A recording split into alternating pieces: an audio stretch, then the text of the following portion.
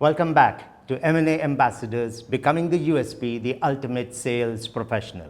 Now, this is the fourth video in the mini-series on the looping technique.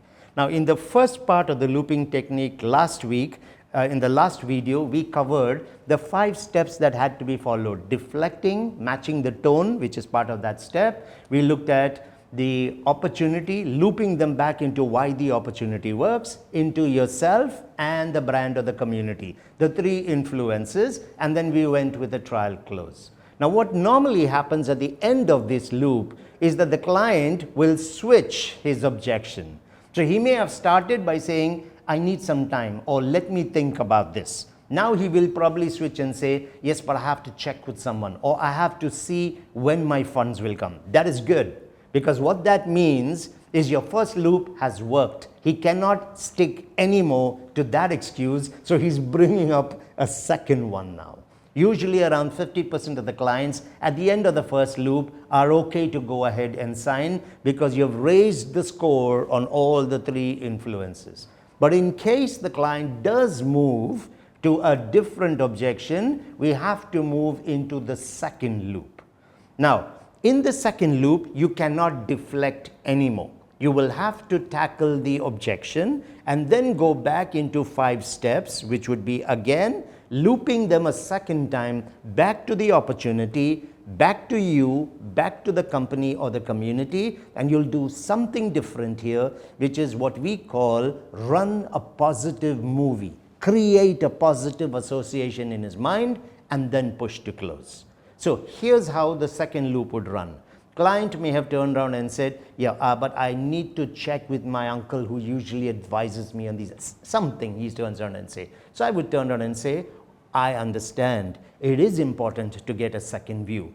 But if you don't mind me asking, this person that you're going to be checking with, are they experts on opportunities in the Dubai market? Then I would simply go back and say, John, you must keep in mind what really works for you in this opportunity is 1, 2, and 3. Do you see what I mean?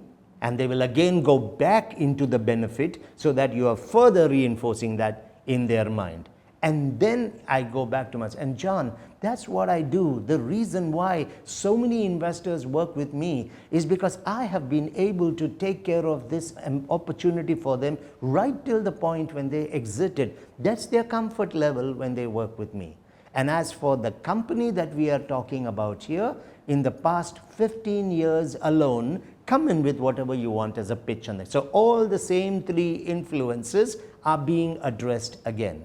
Now run into a positive movie. I would simply say something like, okay, imagine you're driving home at the end of a long day. You enter the community, at the first roundabout you go right. And right at the end is this amazing villa that is peeping out from behind the trees. You can start to make them to live in that experience. Or another way, you can imagine friends calling you on weekends wanting to come over because they want to have the barbecue at your place, overlooking the golf course, the swimming pool, and they would prefer spending their weekends with their family with you rather than going out back into the crowd, into the cities. John, all I'm asking for is 1% of that confidence, and I will earn that 99% for you. Sounds good? Makes sense? That's all you have to do. So the second loop is a similar pattern, but you will address the concern, which you will not deflect it. After that, you'll go back into the 3 reasons why that opportunity works, why you are the reason they should do it with, 3, why that community or the brand is really good for them. Run a positive movie, get them into the actual experience, so now they are owning in their mind the opportunity, and then you do your push to close. In most cases, 80% of the clients are done at this stage. You may get some who will still jump to another objection, and I'll show you how to deal with that in the third loop, because there will be a negative movie that you'll bring into it. We'll do that in the next video, and I'll even tell you what to do with the tough nuts who still want to insist after the 3 loops. I want to thank you for your time with us on this episode of M&A Ambassadors, Becoming the USP, the Ultimate Sales Professional.